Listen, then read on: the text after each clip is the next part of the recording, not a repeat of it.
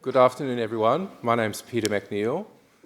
Thanks so much for either returning to the 56th Annual Symposium of the Australian Academy of the Academies or coming to our very special public event, the Hancock Lecture. A few words about the Hancock Lecture. This is an annual lecture that's given by a prominent young Australian voice. Who was Hancock? He was Emeritus Professor Sir William Keith Hancock, and he lived for nearly 100 years, born at the very end of the 19th century. He was a Foundation Fellow and the first President of the Australian Academy of the Humanities, which was set up after the Second World War. And this lecture that we're going to hear, a great joy that we'll have, is made possible by a bequest from his estate. Hancock was a historian, amongst other things. So I'm really, really delighted to introduce the Hancock lecturer tonight, Professor Alison Page, my colleague here at the Faculty of Design and Society at UTS. She is a descendant of the Dharawal and Yuin people and is widely known across Australia as an award-winning creative at the forefront of the contemporary Australian Aboriginal cultural movement. She's the leading force in the Australian design scene and has a very extensive career spanning design, public art, exhibitions and urban design. Very proudly we can say she's a UTS graduate. She did interior design in the former Faculty Design Architecture building here with us. Alison Page is the founder of the National Aboriginal Design Agency and Saltwater Freshwater Arts Alliance. The Design Institute of Australia inducted her into their Hall of Fame in 2015, and she was also awarded in 2022 the Interior Design Excellence Award Gold Medal. She's been a panellist for 8 years on the ABC TV show The New Inventors, which showcased Australian innovation. Alison Page is currently our Professor of Practice at our new Faculty of Design and Society here at UTS, and she sits on many cultural boards. These range from the National Australia Day Council, Sydney Harbour Federation Trust, and the Australian National Maritime Museum. So the lecture tonight is about that vexed word design. Myself as a design historian, I've spent 40 years trying to understand what is design. Disegnare, the French call it dessin is drawing in French, and the French often use franglais, le design. It's a complicated, difficult, and actually slightly vexed concept which Alison will unpack in a completely new way for us tonight with her Hancock lecture, Design as an Act of Black Power. Thank you, Alison.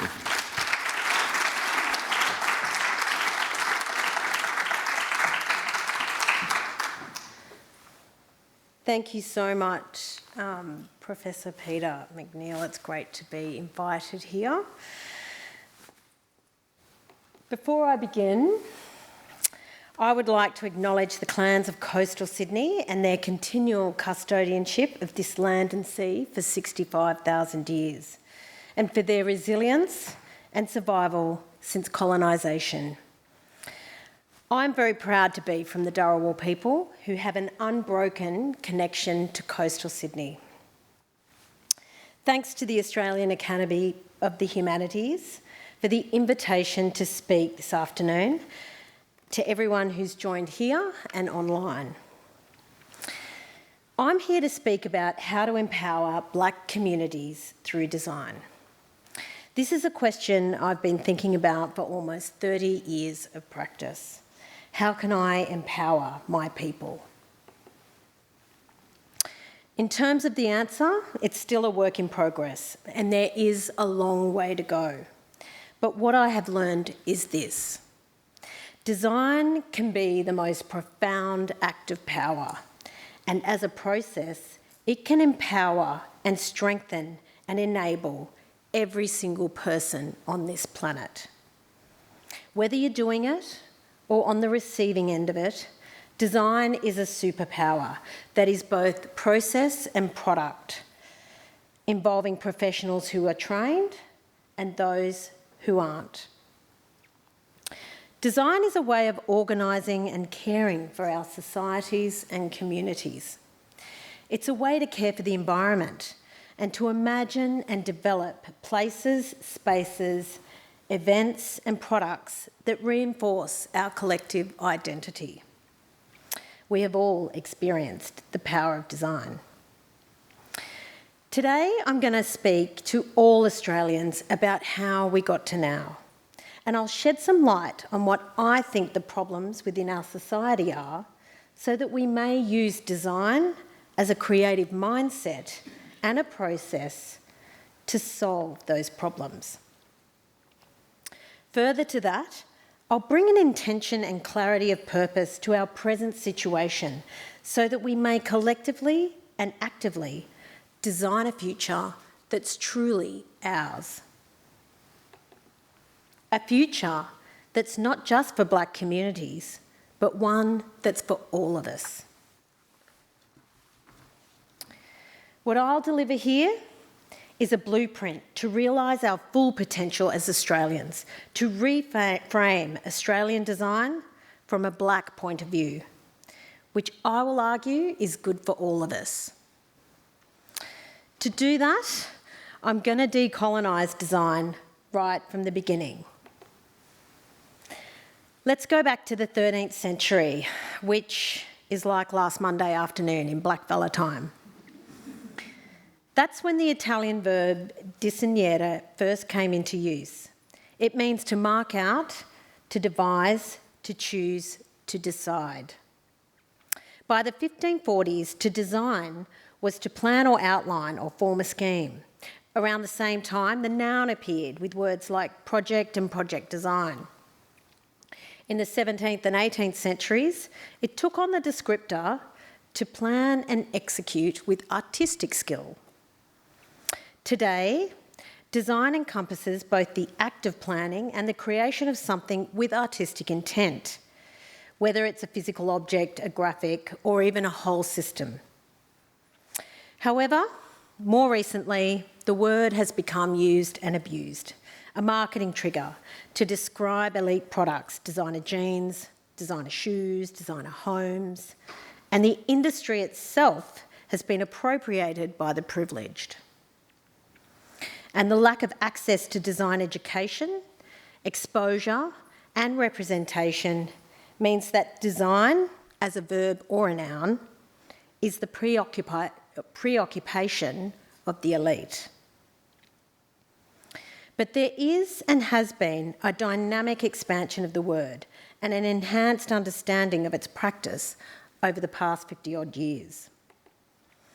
When Victor Papinet wrote Design for the Real World, Human Ecology and Social Change in 1971, he was among the very first professional designers to define design as an everyday expression of the human condition, saying all human beings are designers. All that we do, almost all the time, is design, but design is basic to all human activity. Design is composing an epic poem, executing a mural, painting a masterpiece, writing a concerto, but design is also cleaning and reorganising a desk drawer, pulling an impacted tooth, baking an apple, choosing sides for a backlot baseball game, and educating a child. In 1971, this was a radical definition of design, especially since the concept was only just beginning to evolve from simply the beautification and the fabrication of the world. Today, however, there is a broad appreciation of the application of design to our everyday lives. I really love the work of contemporary designer, educator and podcaster Dr. Debbie Millman, who teaches a class called Your 10-Year Plan for a Remarkable Life, which invites all people to use the process and the power of design to intentionally design their lives, to remove probability and realism when contemplating your future and really open yourself up to the possible, to be courageous and creatively imagine a path that you have to devise and draw up yourself. Millman has seen transformational change in her students because the possibilities are limitless. Because in the mind of a designer, the answer is never no.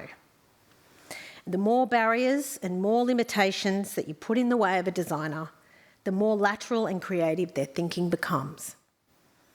It's proactive decision-making, where stumbling blocks are recast as stepping stones to achieve clarity through constraints. So design is a universal human act, a mindset, one that can be very creative and extremely powerful. But the processes behind how we make decisions cannot be separated from culture and its values. These choices have organised societies, devised laws, and built and destroyed empires in many different cultures for tens of thousands of years. It's why design ranges so broadly, from the brilliant to the banal, and the inspired to the immoral.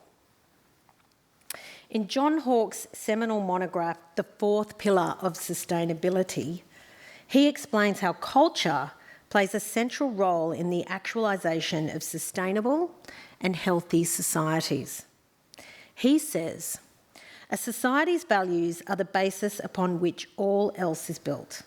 These values and the way they are expressed are a society's culture. Cultural vitality is as essential to a healthy and sustainable society as social equity, environmental responsibility, and economic viability. So there has been for some time a broad acceptance that our values are expressed through culture, and because of this, culture is vital. For my people, Aboriginal Australians, decisions have been tested against our strict cultural values, which are expressed through the lens of the dreaming, a worldview where humans are inseparable from nature. Science, law, art, and cultural practice are holistically interwoven into a system that ensures an ecologically balanced way of life. It's a belief system that puts country at its core. Way before the 13th century, this is where Australian design really started. The dreaming, its values, its origin and future, is kept alive by communities who maintain the vast library of knowledges connected to place. In her book, Law, the Way of the Ancestors, Aboriginal anthropologist, geographer and academic professor Marcia Langton explains, places have an energetic presence that holds all manner of information to traditional owners, especially elders. Knowledgeable elders have relationships with special places that are imbued with remembered qualities. These include their spiritual significance, geographic and ecological features, food and medicinal resources, physical and spiritual dangers, and presence in personal memories and stories. In this description, country is more than nature. While it exists as a holistic ecological compendium of the land, sea and sky, country is a multidimensional idea encompassing stories, songs, law and knowledges which are embedded in the land and reinforced in the things we make and build. Country is our arts practice, the symbols and designs etched on cave walls and on our bodies, the soft and hard infrastructure that makes a society exist within country. As Aboriginal people move through country over time, we're uploading and downloading stories and songs and knowledges at sites of learning, what Marcia calls remembered qualities, which is why the tangible and the intangible are woven together in the dreaming. It's in the dreaming that art and storytelling become a functional part of land management and caring for country. When we design within the context of the dreaming, we are designing with country, which is being in a dialogue with the memory of place, held within its ecology and among the people who have lived sustainably with it for millennia. Designing with country applies the best of design thinking, cultural values, and traditional knowledges to create an approach to problem solving that builds on the world's oldest living culture and its successful ecologists. The original Australian design, which started 65,000 years ago, is guided by design principles that have solved problems and steered innovation, and can continue to influence an approach to culturally appropriate design moving forward. Well, what is First Nations design, and what are the principles that have guided good decision-making for millennia? When we examine traditional artefacts, a boomerang, a woomera, a shield, or a spear, they are highly functional objects, so we know that efficacy is a fundamental part of Indigenous design. Survival would have depended on it. This is reinforced when we saw new materials coming into country and the modification of designs to make them perform more effectively. The Kimberley points adopted glass to make sharper spears, and metal collars were added to repair wooden boomerangs and make them last longer. We see this in the boomerang found on Bunurong Road under 10 metres of soil, which is held in the Powerhouse Museum collection, a very important object. Because materiality was also intrinsically linked to the dreaming, stories and lore were actually modified to accommodate these new materials. In his book, Ochre and Rust, Artefacts and Encounters on Australian Frontiers, Philip Jones described how metal axes also entered the sacred domain as that of stone axes. So we see with the fish traps of Brewarrina, the watercraft of Northern Australia, and even in the Warlpiri bush mechanics, Aboriginal people design and make objects of sophisticated function and adaptive ingenuity. Sustainability and caring for country is also a key driver for decision-making in Indigenous Australia, which is why you could call Indigenous peoples the original environmental designers. We can see in the development of traditional architecture across most parts of the continent that maintaining nomadic lifestyles that adapted to seasonal rhythms of the land was a key decision. Ephemeral structures backed up this transitional movement of people, and the architecture remained lightweight. It was a firm decision to stay nomadic, to maintain the ecological balance of the ever-changing environment. Forever, a country-centred approach to design. So functional objects that work hard to care for country are fundamental to Indigenous design. But there is one design principle that is a key feature of First Nations design, and that is storytelling. It has equal importance to functionality and sustainability. Carving, etching, and painting designs that tell stories has a vital and functional purpose. Because Aboriginal people never had the written word, the vast amounts of cultural and ecological data needed to maintain a successful society was encoded in stories. Called dreaming or creation stories, these stories were fantastical in nature and told over vast distances, but they functioned as a kind of guide for living. In the Seven Sisters Dreaming, which is told from the east coast of Australia all the way over to the west, the characters shape-shift from plants to animals to stars and other features of the landscape, which, according to Margot Neal, curator of the blockbuster exhibition Songlines, Tracking the Seven Sisters, is a memory code to record ecological knowledge, social mores and dreaming lore. She says, "The story relays information that is critical for survival on this continent. The stories touch on life's moral dimensions, how to live with each other on this earth in a sustainable way, how to care for each other and share resources equitably.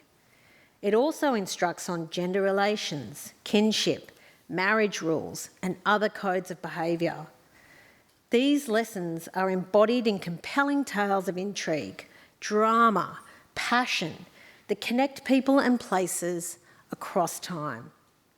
In this way, the story has been easily remembered and willingly retold to each generation for millennia." The functional role of storytelling goes further. In research of geographer Patrick Nunn and historian Margaret Cook, these stories also recounted major climatic events like volcanic eruptions and floods. So storytelling was used to map and archive history, especially that of climate change. They argue that science has traditionally underestimated the capacity of oral or pre-literate cultures to acquire, encode and sustain their observations of memorable events with a high degree of replication fidelity. Now, this elevates storytelling from performance, entertainment or decoration to an essential and functional part of society. It also raises the expression of these stories, be they designs, symbols, songs or dances, as crucial papers, vital records and essential files. Stories are a very tangible part of Aboriginal culture and they are embedded all over the Australian landscape. So these design principles, functionality, sustainability, storytelling, are intrinsically linked and directly inform the decisions made by countless generations of Aboriginal Torres Strait Islander people living on the Australian continent. By contrast, the colonial settler decision-making framework elevates functionality at the cost of the environment and the community, ultimately abrogating country. Settler culture viewed the societal arrangement of First Peoples, their architecture, their agriculture and their science as primitive. The Indigenous worldview was replaced with that of the settlers. They named plants and animals that already had names. They mapped places that were already known. The building types and architectural practices and agricultural practices were transplanted from colonial England and placed on top of country. The dreaming, its holistic order and sustainable relationship with nature was ignored. And we know now that this has put all Australians in danger. Listening to the longitudinal experience of Australia's First Peoples is vital for our resilience. It's vital for our survival. We need to start listening to country, which is about reading the signs as well as listening to the lived experience of traditional owners whose warnings have been spoken since the early days of the colony. Surprisingly, the first governor of this colony started to wise up to this idea. In 1789, Governor Arthur Phillip was exploring at the confluence of the Hawkesbury, Nepean and Grose rivers at the foothills of the Blue Mountains in Sydney's northwest. He noticed weeds entangled in the tree canopy and learned from his Aboriginal guide that it was remnants of a flood that had swirled through a few years previously. Phillip warned the colonists about the dangers of living too close to the river. They ignored him. 10 years later, the colonists experienced their first flood when the river peaked at 15.25 metres. Governor Lachlan Macquarie issued his first warning in 1810. He was largely ignored. As we should today, colonials should have known better, as they did experience the Hawkesbury-Nepean River ebb and swell with frightening regularity. There is no doubt that floods, fire and drought are becoming more severe and more frequent in Australia. The costs are staggering, and we need to start making decisions in dialogue with country to mitigate the risks. Designing with country places humans as part of a connected ecosystem that includes plants, animals, fire, water and air. Humans as a servant to country, as opposed to an authoritarian leader. Architect and principal author of the New South Wales Government's Connecting to Country framework, Dylan Combermary, says, connecting to country is grounded in what we call the built environment, but it is radical in its aspiration for much more. The ambition of connecting with country is that everyone who's involved in delivering built environment projects will adopt the following commitment: that all New South Wales built environment projects will be developed with a country-centred approach, guided by Aboriginal people who know that if we care for country, country will care for us. The framework is a design guideline to integrate traditional knowledges in the environmental response to climate change challenges, to foster stronger communities through long-term social and economic partnerships with community, and to create spaces that build on the unique identity of place, where the relationship between people and nature is paramount. Central to the success of this is effective long-term engagement between design professionals, landowners and the community.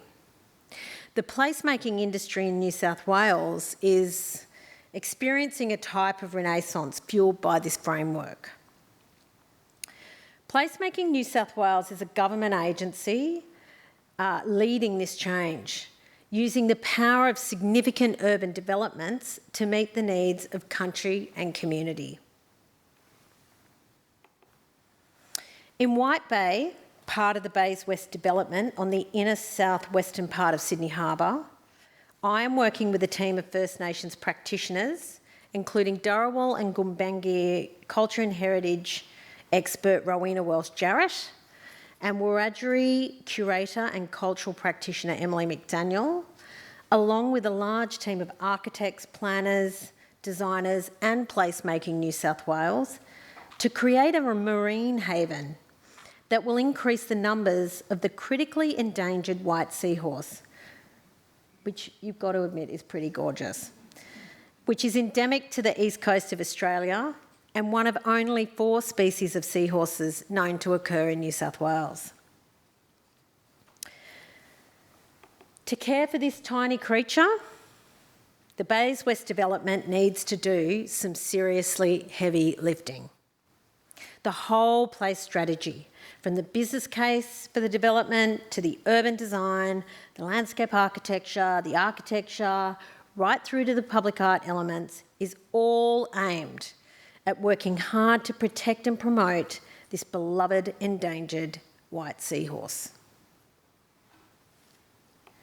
The strategy includes cleaning the fresh water and the tidal salt water with channels and tidal reticulation ponds, making seahorse motels that can be pinned to the harbour wall, inviting Aboriginal rangers and marine scientists to be the ongoing caretakers, and embedding sea country knowledges throughout the site.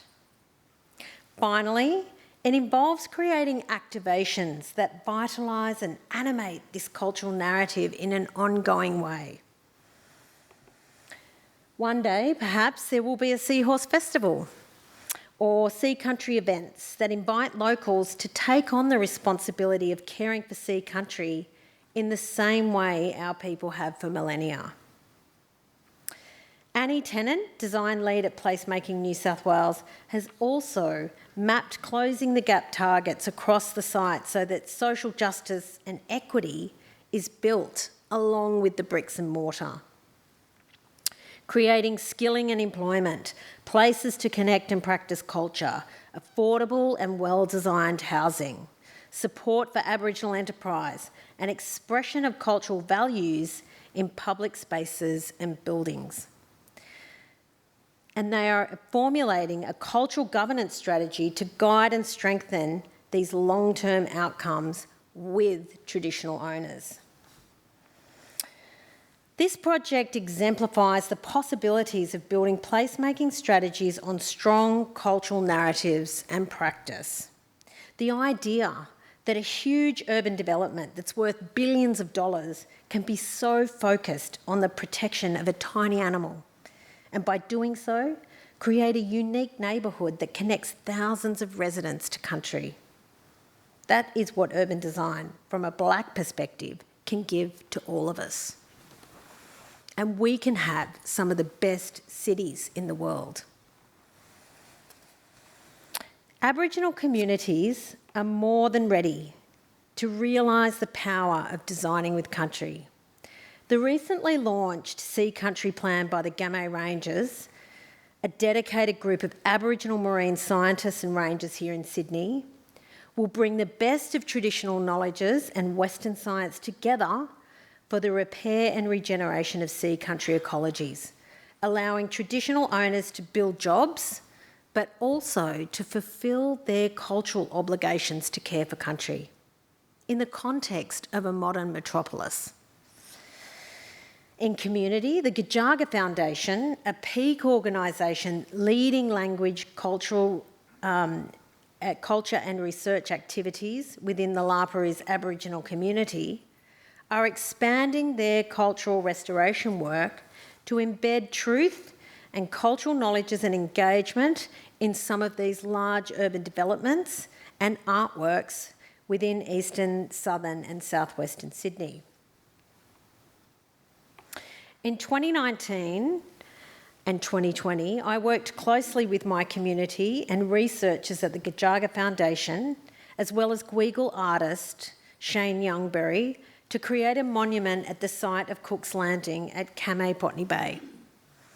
The Eyes of the Land and the Sea stands bold and resolute beside the obelisk commemorating Captain Cook and tells the true history of Cook's Landing in 1770 because it includes the First Nations perspective. It's a 30-metre long sculpture that represents both the bones of the Gweagal totem, the whale, and the ribs of the Endeavour ship, symbolising the multiple perspectives of our shared history. I worked with Ray Ingray and other researchers at Gajaga to develop cultural and historical content etched into each ribs, describing those encounters on that day in Kamay in 1770, inviting viewers to deeply engage with this true part of our history. The Eyes of the Land and the Sea is a story about discovery, but not the discovery of this land by England.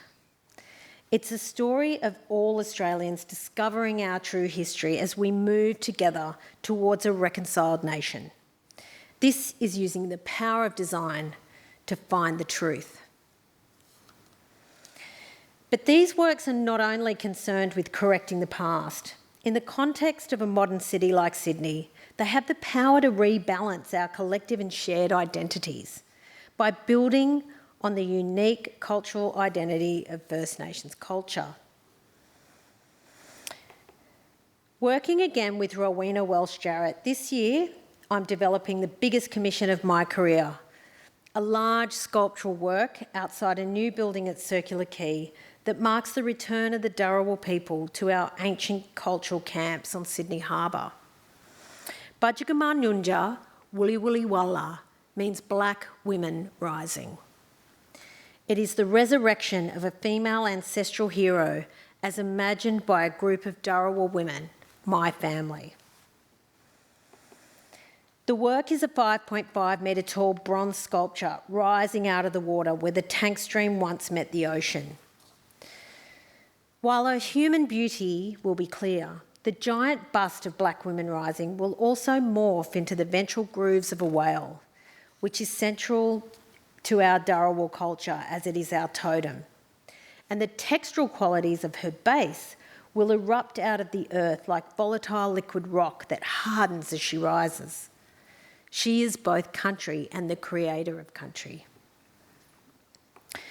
Her energetic presence and emergence from the water symbolises the resurrection of Dharawal women and their spiritual potency and presence in the city, which has been largely silent since colonisation.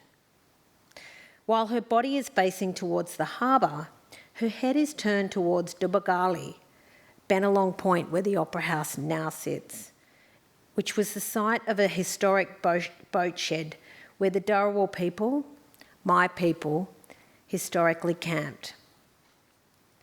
Like all Dharawal women, our ancestry, it carries the defiance, the resistance, the loss, and remnant spiritual power of not only our people, but the ancestral heroes that created us. The work will make a powerful statement about our contemporary heroes and community and the ancestors that still walk beside us. The larger-than-life figurative sculpture stands in defiance of the many bronze statues dotted around central Sydney that celebrate historic white male figures. She decolonises the concept of the monument in both scale and content. The artwork represents not a single individual, but a collective of women, the thousands of women who are the descendants of our ancestral beings. It's a reappropriation of a symbol of power, applying the venerated vehicle of the bronze statue to the dreaming heroes that are part animal and part human, and foundational to kinship relationships and the identity of Aboriginal people still today. The generative drive for the work is the creation of the Sydney Coastal Aboriginal Women's Group, who will facilitate a cultural exchange amongst generations of women, including knowledges about our totemic relationships, our kinship, traditional artefacts, women's stories, women's sites within the city. Led by Rowena, these women will together imagine this work with me, activating this site and its story as a potent cultural node in the city. It speaks to the idea that the power of design is as much about the soft infrastructure and the cultural outcomes as it is about the tangible and the built forms. Design has the power to influence our social norms and interactions, which right now in Australia is needed more than ever. According to a report by Australian art and culture think tank A New Approach, in 2024, social cohesion in Australia stayed weaker after the worst results on record. The cost of living, debates about migration, and concerns about international conflicts are testing the common bonds between us. And we have seen just this week more public demonstrations of our social fragmentation. But I believe there's a lot of goodwill. And Australians believe that arts and cultural events have the power to bring people together and create stronger resilience when times are tough. In his book Ceremony, All of Our Yesterdays for Today, Quandamuka playwright and artistic director Wesley Enoch says ceremonies help form deeper and stronger bonds between people in a community.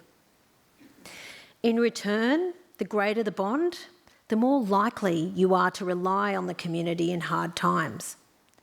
Shared moments bind a culture together through generations and help build social cohesion that is essential in times of threat. Ceremonies allow us to powerfully connect to our shared histories and heal together as we understand and reconcile the light and shade in our Australian stories. As Sydney Festival Director in 2018, Wesley used the power of storytelling to commission contemporary ceremonies to awaken the memory of events that occurred on country. At this festival in 2018, curator Emily McDaniel from the Kalari clan of the Wiradjuri Nation designed a compelling event called 4,000 Fish to draw attention to a single day in 1790 when 4,000 Australian salmon were hauled up in 2 nets. The population in Sydney at the time in the colony was around 700. Justifiably, this really angered Barangaroo, a master fisherwoman and leader in the Gamaragal people. Barangaroo was so enraged because the waters of her country were being fished out by greedy settlers, disrupting food supplies, which Dharawal women had been carefully nurturing to nourish their own families for tens of thousands of years, destroying an ecosystem which had been in balance for millennia. Audience members were invited to a ritual.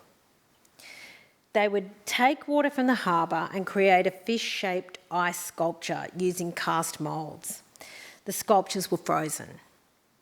You then took one that had already been frozen and carefully carried it back to the water to place it on a large traditional canoe moored at the end of a pontoon. A fire and the warmth of the western sun melted the sculptures, symbolising the fish's return to the waters of the harbour. 4 Indigenous artists were brought together to design the sculpture and sound elements of the ceremony, which was incredibly powerful and extremely popular, especially with children. When these events happen, it becomes obvious that ritual and ceremony is a gift that First Nations people can bring to our Australian life, and that people are actually yearning for the opportunity to be invited. And we're just getting started. I have recently completed the installation of a children's water play area at the new Sydney fish markets called Land of the Giant Pippies.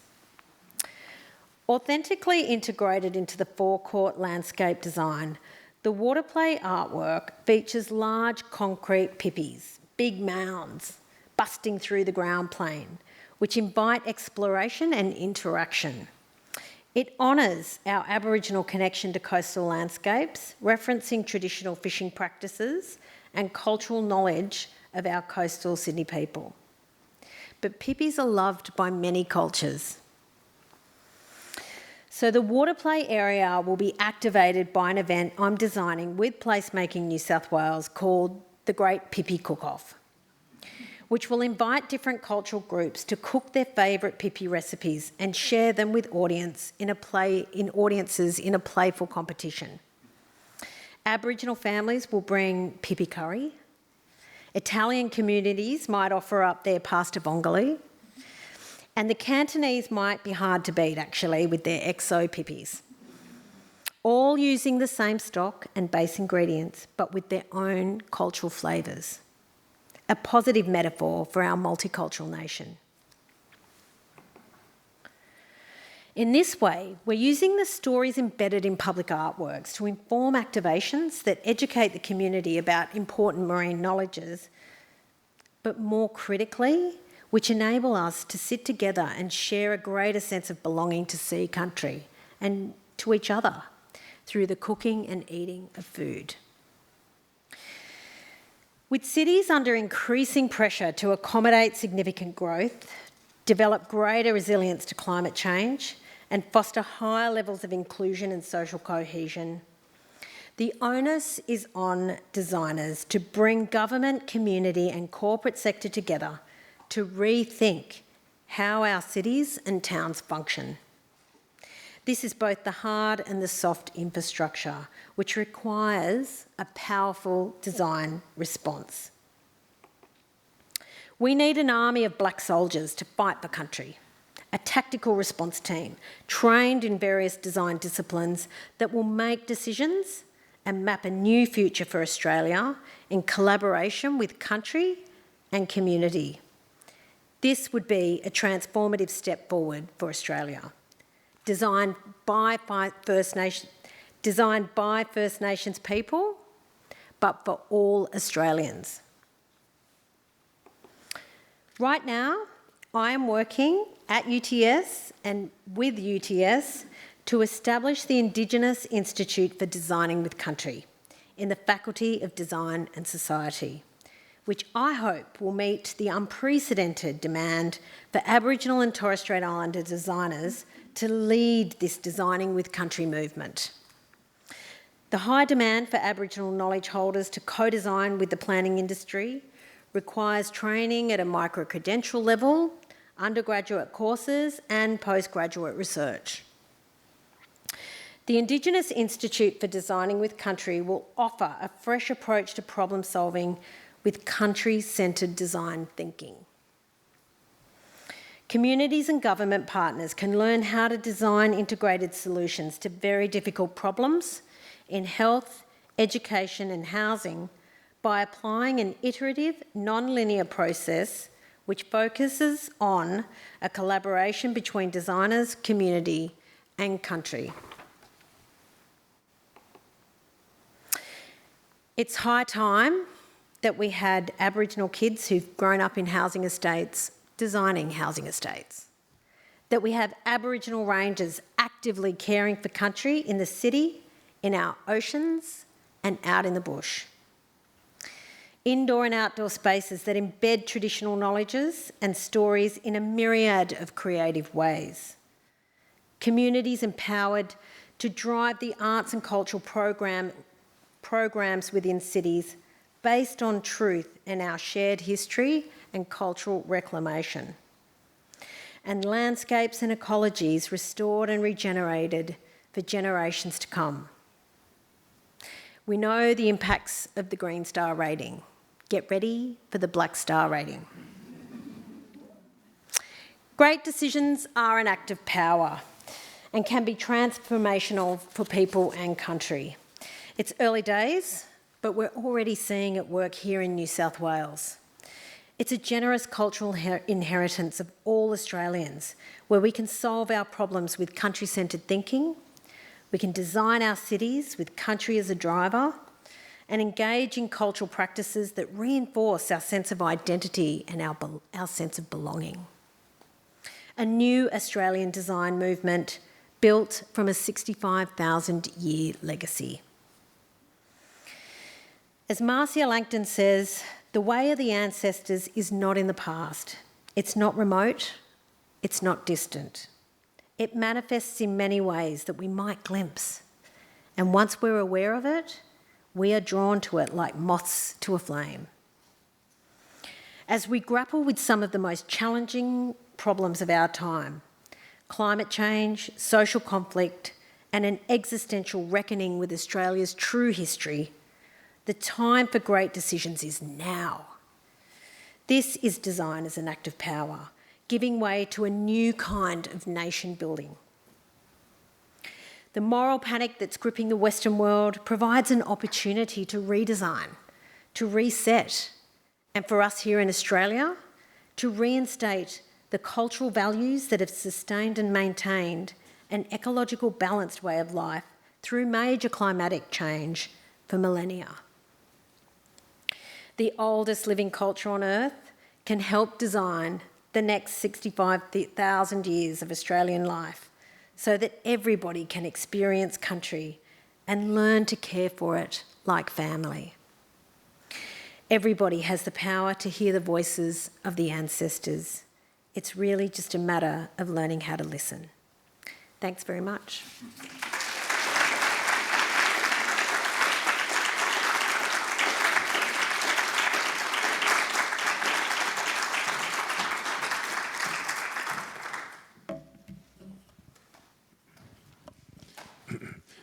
Thank you so much, Alison, for such a powerful and also optimistic speech at a time of really such kind of a social mess. I'd just like to reiterate that we're bringing this conversation to you at UTS on Gadigal Eora land. For those of you who weren't with us this morning, we had a beautiful welcome to country by Auntie Rhonda Grover-Dixon, who I'm sure you probably know, one of our cultural elders and also a graduate of our own faculty, Design and Society. Well, we have a few minutes to both thank Professor Page and ask her some questions. I was just blown away by the presentation. Kamay is extraordinary. It's wonderful to see so many spaces in the city of Sydney and elsewhere being reimagined and reblocked and reframed by you and your collaborators. So we have roving mics, and also we have some questions being asked online, and we'll try to make space for everybody, within limits, of course. So anyone have a question for Alison Page, please?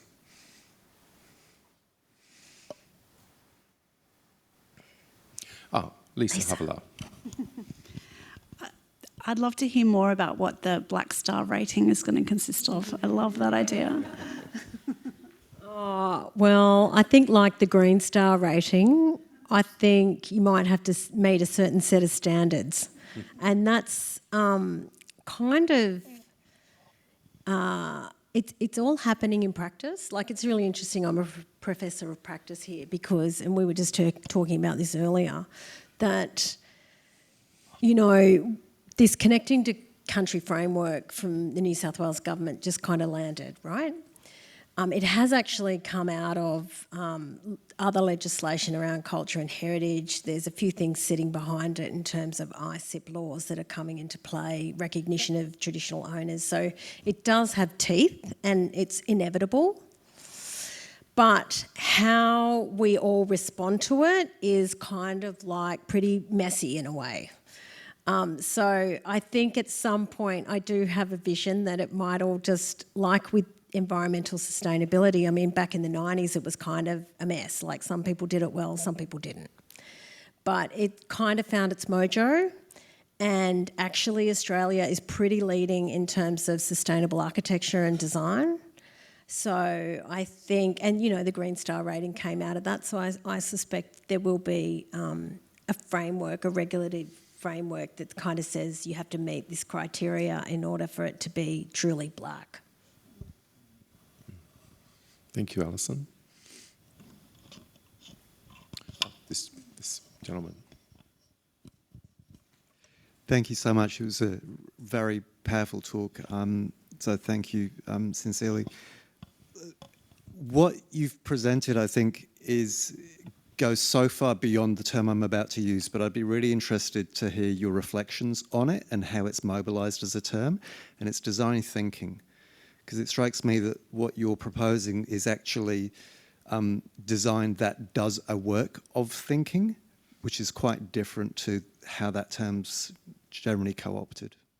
Yeah, and look, was been really interested in how that whole movement of design thinking kind of exploded, and it sort of did come from that sort of realisation that, you know, and I think a lot of middle management in big corporates thought, oh, let's bring in designers and transform our practice.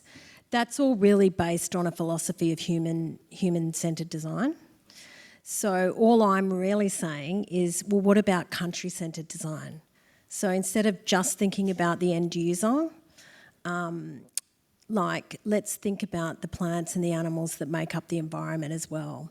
I think Paul Folleros, the late Paul Folleros, amazing practitioner in healthy Aboriginal housing, was doing some amazing work. He's got a brilliant TED talk online where he was looking at, and he's an architect, and he was looking at the design of houses and how they could basically wipe out the rates of trachoma in communities.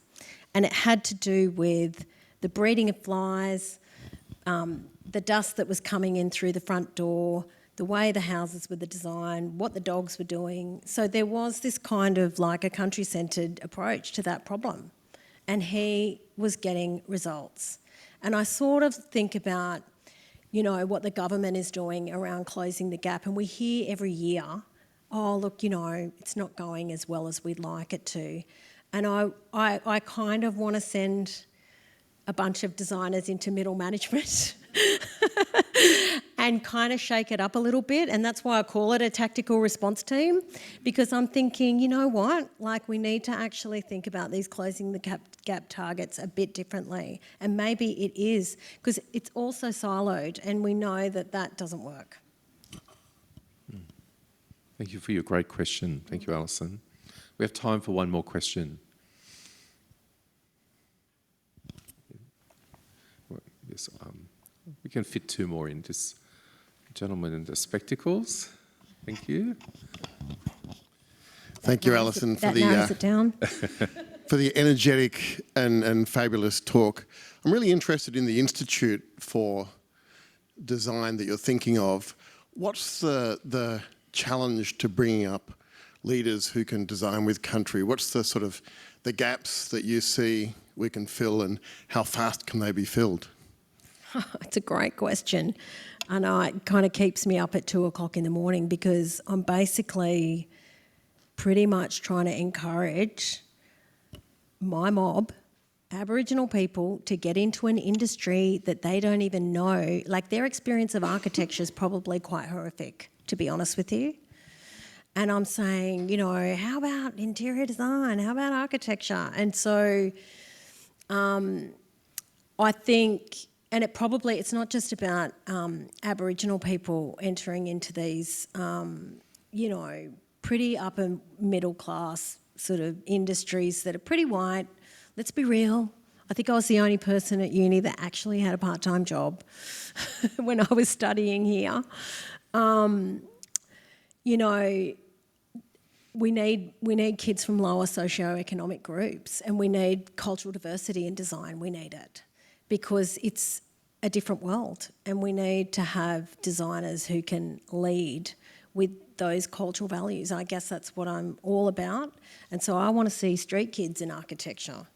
And we do have some excellent kids, you know, that have come in from Penrith that have signed up to this thing called landscape architecture or architecture, and they're probably freaking out as we speak, but they'll get through. And they're already getting offered jobs. They've all got placements already within firms because the demand is massive. Hello, my name's Adrian. I'm a retired teacher, Alison. Thanks for your presentation. In secondary schools, in particular, which I've worked, design has become a very important subject in the curriculum, and integrating some of what you're saying into the curriculum, I think, would be fundamental.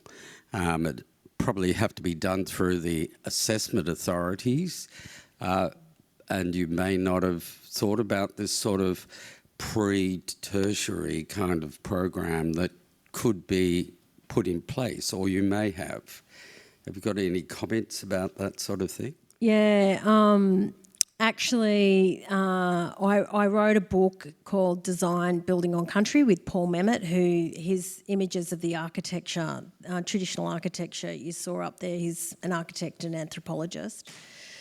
It was one of many books in the First Knowledges series that was, it's been published by Thames and Hudson Australia. So Marcia's written one, Wesley's written one, Bill Gamage and Bruce Pascoe have written one, and the whole aim of it was to take all of this sort of myriad of and very deep sort of library of the dreaming, all these different aspects from land management, plants, astronomy, architecture, design, all of this, and really put it in a language that a kid in year 9 or 10 can understand. And it wasn't easy. But they're for sale for $25 at Big W, I'm just saying. Yeah. But it was about books. actually getting it to everyone. They're fantastic books. So on that note, could we all please show our applause to Professor Page? Thanks for having me. And